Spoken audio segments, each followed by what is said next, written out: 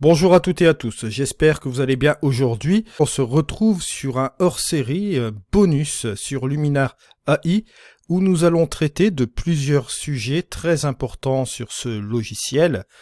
Nous allons partir sur l'outil optique et je vais vous donner des informations très importantes concernant cet outil. Ensuite, nous allons parler de tous les outils couleurs de Luminar AI. Je vais vous donner tous les paramètres que vous pouvez utiliser sur Luminar AI afin de vous en sortir pour faire des développements créatifs et traditionnels, bien sûr.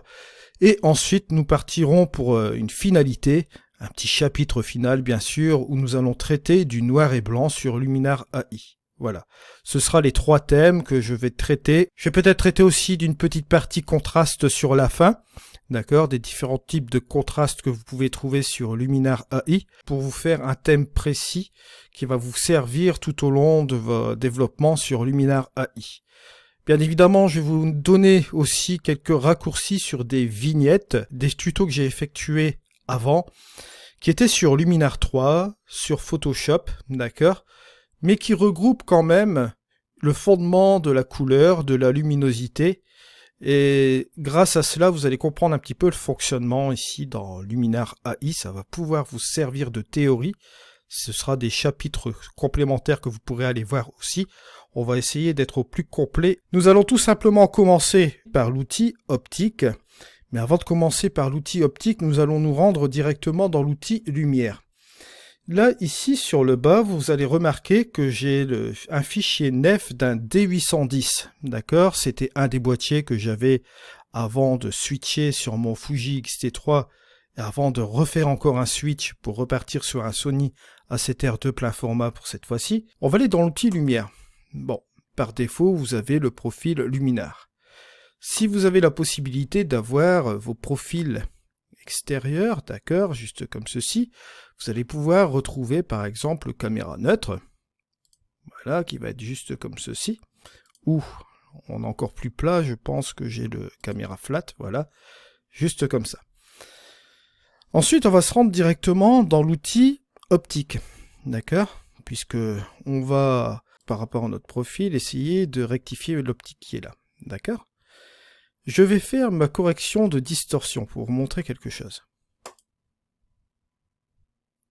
Et là, ce qu'on note, c'est qu'il n'y a pas de correction appliquée. Donc là, c'est un petit peu gênant, puisqu'on n'a pas les corrections de distorsion. Vous voyez, il n'y a pas d'application par rapport aux métadonnées pour faire ces corrections optiques. Donc il y a une solution. La solution, c'est de télécharger Adobe DNG, d'accord, pour convertir votre fichier RAW, ici en l'occurrence un D810 en F, d'accord, et vous allez le convertir en DNG, d'accord. Là j'ai fait l'opération préalablement. Vous prenez ici ce fichier, voilà, il va se charger. Donc ici on a le fichier DNG, nous allons retourner dans l'outil lumière, on va aller sélectionner bien sûr le profil, ici qu'on retrouve le caméra plat, bien sûr, et nous allons aller dans les pros et dans les optiques. Là, cette fois-ci, je vais appuyer sur ma correction de distorsion automatique. Boum. Et là, vous voyez que la correction s'est appliquée. Bien sûr, vous pouvez toujours aussi appliquer la suppression des aberrations chromatiques et la suppression des franges. Voilà. Là, tout est appliqué au niveau de notre image, il n'y a pas de souci. Cependant, petite chose aussi importante que vous devez savoir, pour les possesseurs de boîtiers, comme je vais donner un simple exemple de Fuji, ou encore des Sony, le Sony A7R II par définition aussi, qui vous font la correction automatique de ces paramètres-là en boîtier, d'accord, ce qui est distorsion, et en l'occurrence aussi sur mon Sony A7R II, il me fait les corrections de distorsion, l'aberration chromatique et les franges aussi également dans le boîtier, à partir du moment que vous sélectionnez cette fonction. Donc ces informations sont mises directement dans les métadonnées dans le boîtier. Donc en l'occurrence ici, il ne sera pas nécessaire de cocher les cases de l'optique. Ça c'est un truc très important que vous devez savoir. D'accord ? Donc dans le cadre où vous devez activer l'optique, bien évidemment vous les activez. Si vous notez aucune information ici, vous convertissez en TNG. Ça vous permet de récupérer vos profils DCP aussi également par la même occasion, hein. De toute façon, ça ne change pas par rapport au fichier RAW, vous avez les informations qui sont transmises, mais vous avez également, grâce à cette conversion en DNG, la possibilité d'obtenir vos profils aussi d'optique, d'accord, de vos profils d'objectifs. N'oubliez pas, donc vous avez une partie avec les boîtiers où les corrections se font automatiquement dans les boîtiers comme les Fuji ou certaines catégories de boîtiers Sony ou autres, hein, bien sûr, hein, dans les mirrorless, je crois que c'est le plus courant maintenant. Et les autres boîtiers, bien sûr, qui ne le font pas, qui ne l'appliquent pas, là, en l'occurrence, vous devez les appliquer, ok? Faites bien cette petite distinction-là, parce qu'il y a eu beaucoup de confusion au niveau de l'optique. C'est bien beau de vous faire voir la fonction ici, et de vous dire qu'il faut cliquer sur les trucs là, mais là, bon, ici, en l'occurrence, je tenais à revenir quand même un petit peu dans le détail avec cette fonction, puisqu'il y a eu beaucoup de confusion, et j'ai eu des interrogations aussi qui m'ont été posées par rapport à cet outil, et je voulais mettre à plat tout cela. Alors, à partir de ce moment-là, maintenant, on va directement aller dans notre outil lumière et nous allons pouvoir commencer ce qui concerne, on va dire, les couleurs dans Luminar AI, d'accord? On va commencer notre grosse matière. Alors là, cette fois-ci, on va faire un clic droit sur l'image et on va afficher l'histogramme en premier temps, d'accord? Pour regarder un petit peu où on en est avec notre histogramme, pour regarder un petit peu nos tonalités, d'accord? Cet histogramme, bien sûr, n'oubliez pas que vous pouvez cliquer dessus pour pouvoir afficher chaque canal, d'accord, le rouge, le vert et le bleu. Et si vous cliquez encore une fois dessus, vous allez tomber sur l'histogramme de luminosité, d'accord, de 0 à 255, je vous rappelle, vous avez toujours 256 valeurs de luminosité. Je vous invite à aller voir justement les différentes vignettes que j'ai mises juste au-dessus, hein, qui traitent sur Photoshop et qui traitent de Luminar 3, bien sûr, où je vous ai mis tous des exemples pédagogiques à des anciens numéros. Vous allez voir, c'est très très détaillé. Mais là, on va essayer d'aller en avant avec cette chose-là. On va repartir sur l'histogramme général ici, avec le mélange des tonalités et des couleurs. Ici, on va ouvrir l'outil lumière. On va voir ce qu'on va pouvoir faire ici. La première chose qu'on peut noter, c'est que vous avez le curseur de température et de teinte. Curseur de température et de teinte, il va sans dire que là, si vous regardez un petit peu les couleurs, vous avez le bleu ici, vous avez aussi le jaune, d'accord, la plupart du temps. Et en bas, vous avez le vert et le magenta. Et c'est deux couleurs complémentaires. Si vous voulez vous retrouver davantage, vous allez directement dans les pros. Et là, on va aller dans l'harmonie des couleurs, on va un peu défaire tout cela, on va tout ouvrir. Et je vous l'avais dit déjà la dernière fois, avec l'harmonie des couleurs, vous avez un petit repère. Vous avez ici les 6 couleurs complémentaires, c'est-à-dire cyan et rouge, magenta et vert, jaune et bleu. Vous voyez, c'est toutes des couleurs complémentaires ces choses-là, hein. C'est le principe de la synthèse, bien sûr, additive RVB. Je vous invite à aller la voir dans la vignette, bien sûr. Bon, là, on va retourner un petit peu à cet outil lumière. Et la première chose qu'on peut faire ici avec cet outil lumière, c'est retrouver le balancier blanc, d'accord? Alors vous avez plusieurs possibilités, c'est de passer par les presets qui sont ici, d'accord, ou passer par l'outil pipette, bien sûr. Vous allez sélectionner un point dans l'image avec les 3 valeurs identiques, c'est-à-dire le rouge, le vert et le bleu. Le G, ça veut dire green, donc vert en français, d'accord. Là ici, par exemple, on a 3 valeurs plus ou moins identiques, hein, 224, 221, 223, peu de choses près, c'est bon. Donc on va cliquer une fois dessus et vous allez retrouver une balance des blancs comme celle-ci. Bien sûr, c'est pas une fin en soi. Si vous voulez utiliser la balance des blancs de manière créative, vous pouvez le faire aussi parfaitement. La première chose qu'on peut faire ici dans cette image, c'est soit la réchauffer en passant par les tons jaunes, ou soit vous descendez bien sûr avec cette colorimétrie là.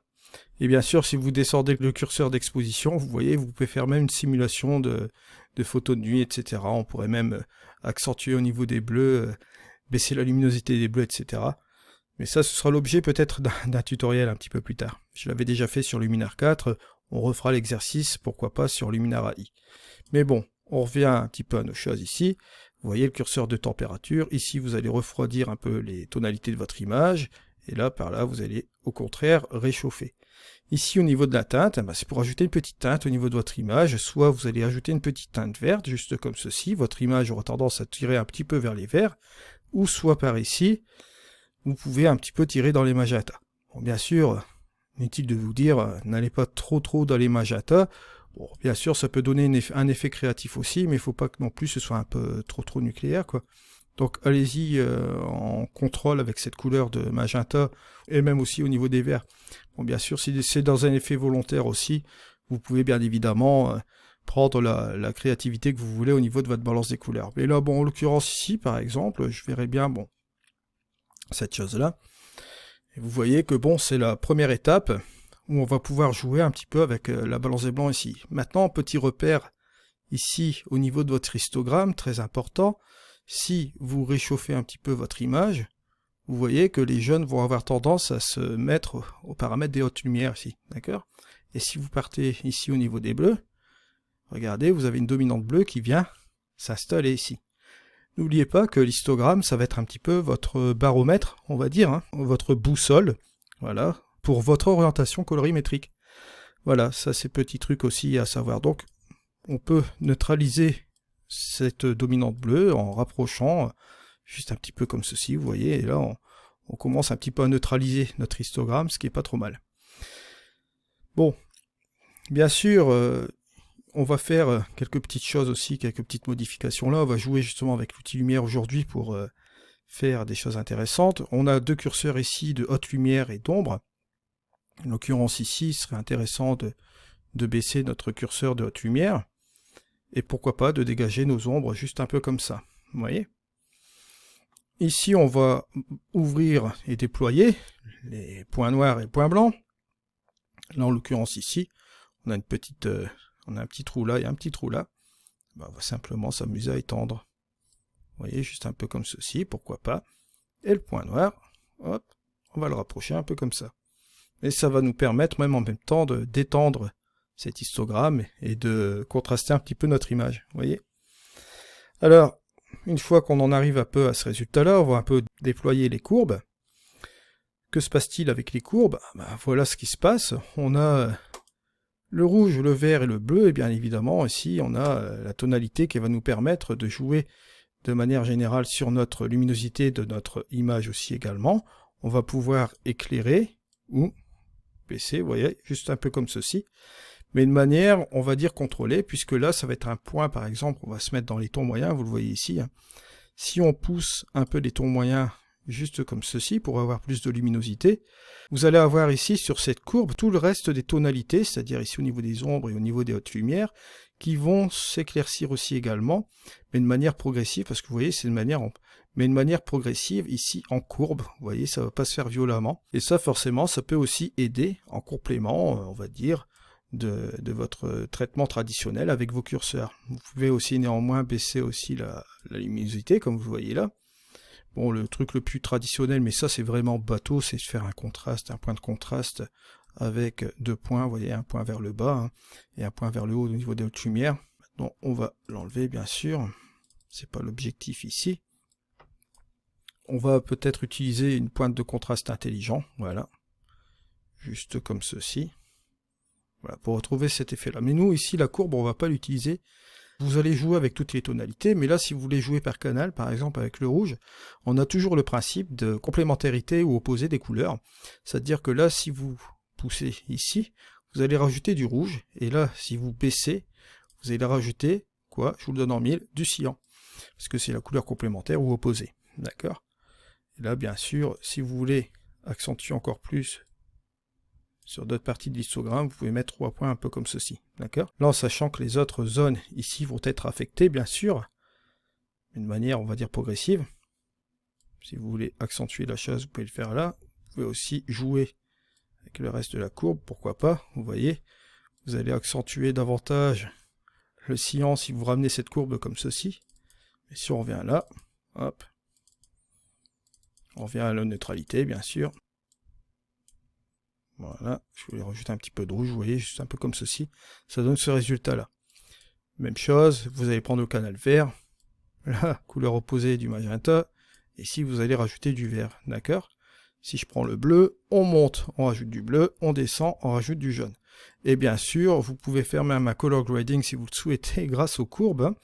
C'est possible de le faire, vous rajoutez un petit peu de jaune ici, vous rajoutez un petit peu de magenta comme ceci, et ici, avec les rouges, pourquoi pas, avec un petit peu de cyan, regardez, vous obtenez ce résultat-là. Donc vous avez vraiment beaucoup de possibilités si vous le souhaitez. Maintenant, si vous voulez par exemple bleuter juste comme ceci, vous pouvez le faire. Ajouter une teinte de magenta, ça peut passer. Et au niveau du rouge, si vous voulez rajouter du cyan, pourquoi pas. Vous voyez, on a fait encore un autre color grading juste comme ceci, rien qu'avec la courbe. Vous voyez, ça c'est une des possibilités, c'est la première, on va dire la plus basique. D'accord?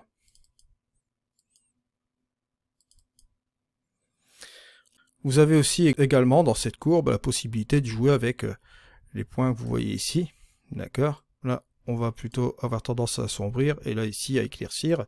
Et là, vous voyez que si vous regardez l'histogramme, vous allez écraser le point noir ici. Et si vous ramenez l'histogramme ici, vous allez écraser forcément au niveau des hautes lumières. Et ça va ramener aussi une espèce de contraste aussi également. Puis après, vous pouvez égaliser en effectivement avec ce point de ton moyen là. Voilà. Mais ça, on repart au niveau des contrastes. C'est pour vous montrer un petit peu l'histoire de la courbe. Je vais parler un peu des contrastes aussi en même temps, de toute façon, pour que ce soit un peu plus homogène au niveau d'explication. On va fermer cet outil lumière.